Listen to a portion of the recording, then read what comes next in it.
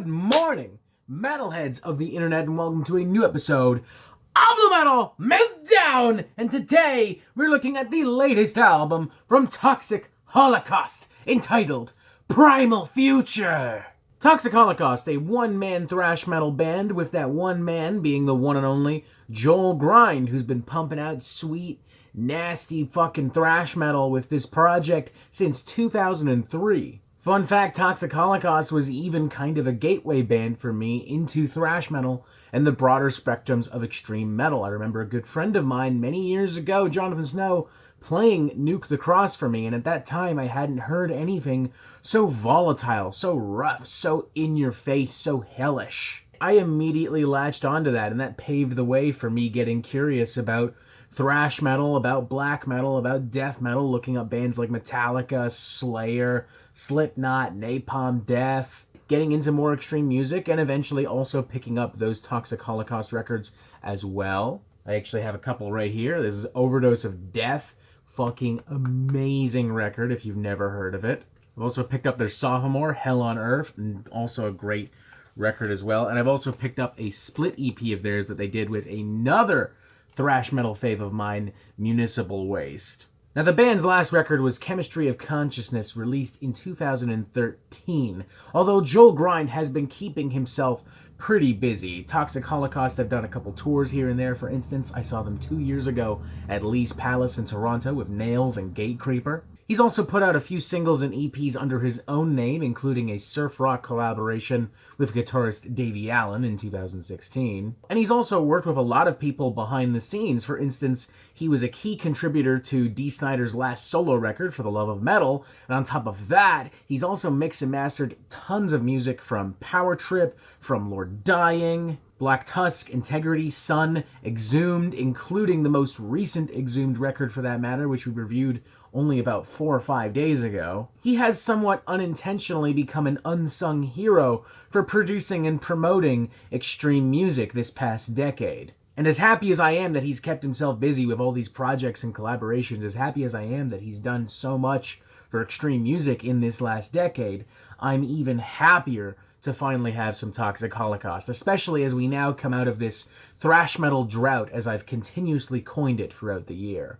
And all of my personal expectations for Toxic Holocaust are absolutely met on Primal Future 2019. The band remains every bit as volatile, raw, abrasive, violent, and just plain fucking nasty now as they were in 2013, as they were in 2008, as they were in 2003.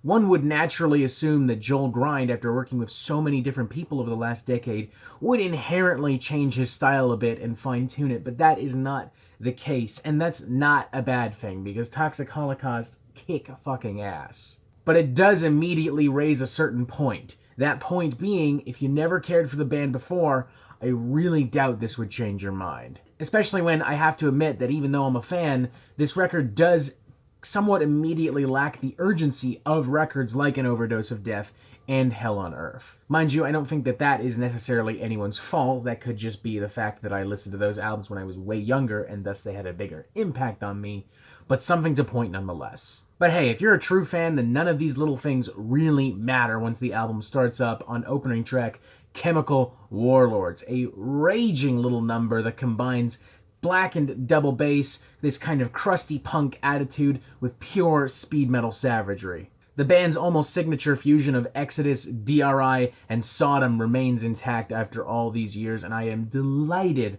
to hear it. And I'm delighted to hear Joel so enthusiastic about playing this again. I mean, he sounds so fucking energetic and just delighted on here. A vibe that carries out through the rest of the record and displays itself in so many other different ways. Take, for instance, the pure thrash metal battering of Black Out the Cold, which harkens to me back to some of the earliest works from fucking Metallica, with a little bit of a blackened spice. Or for that matter, title track Primal Future, which dials down the speed and instead focuses on these really tight fucking grooves with some blackened wails filling out the rest of the sound. Think a more musically competent mid-pace version of Venom and you're kind of in the right ballpark.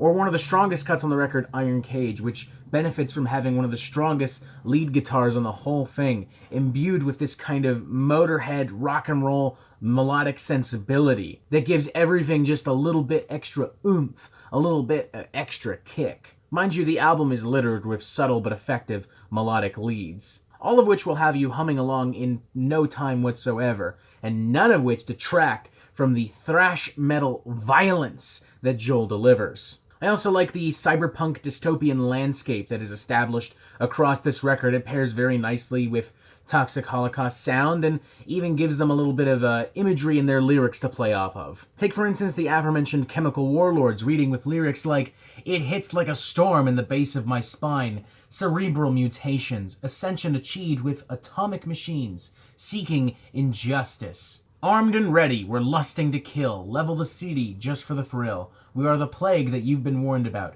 Mass hysteria, we will find you out, like chemical warlords." It's rebellious, it's provocative, it channels all of the emotions and tones that made thrash metal so fucking inspiring and mind-blowing in the 1980s when bands like Metallica and Slayer and Exodus were putting out their earliest works. Now, you could argue that this record, as a result, is inherently a little derivative, generic, and even predictable.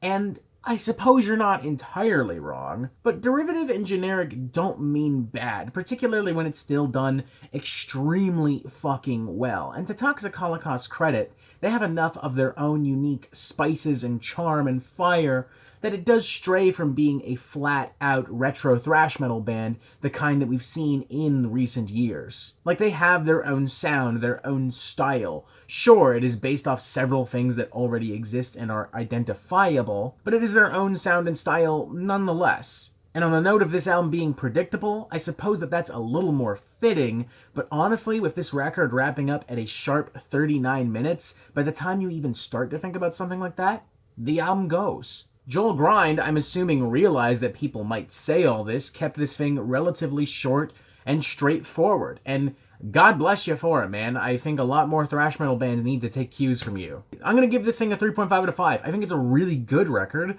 Sure, it's not as inspired and mind-blowing as some previous records, but it's still filled with solid fucking riffs. It's still got great energy. It's still got a killer pace to it. It's still every bit as violent and nasty as I expect and as I want. Like, I'm not looking for some fucking Shakespearean writing. I'm not looking for some experimental thrash centerpiece in the vein of Vector or Voivod, especially when that's not what Toxic Holocaust is promoting at all. Joel Grind just wants to take all these different themes and ideas that he loves from thrash, from black metal, from speed metal, from punk, and he wants to fucking throw it all in a blender, throw some fucking gamma radiation and toxic sludge in there, and then force feed it to you. He wants to stuff you up like a fucking goose, like fucking foie gras, and honestly, I'm fucking fine with that. I like foie gras. I like Toxic Holocaust. I like this record. Wow, never thought I would ever have to bring up foie gras in a fucking Toxic Holocaust review.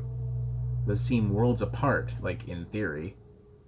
Whatever. Longtime fans are going to have a fucking blast with this, and if you're brand new to Toxic Holocaust, or for that matter, a lot of thrash and extreme music in general, definitely check this thing out. There's a lot of cool stuff going on in here, and it's very fun and engaging and even accessible to a certain extent. It's very easy to get down with a lot of the shit going on here. Who knows, maybe if you are brand new, maybe this will blow your mind the way that Nuke the Cross did for me nearly 10, 11 years ago. And no, more power to you if that's the case, especially when I'm sure that that is one of Joel's intentions in 2019. So Primal Future, 3.5 out of 5, a really good record, and hopefully a record that with a little more time and with help from some of the other killer thrash metal we've had this year, will officially end the thrash drought that we have been suffering this year. Or at the very least provide us with a cold, refreshing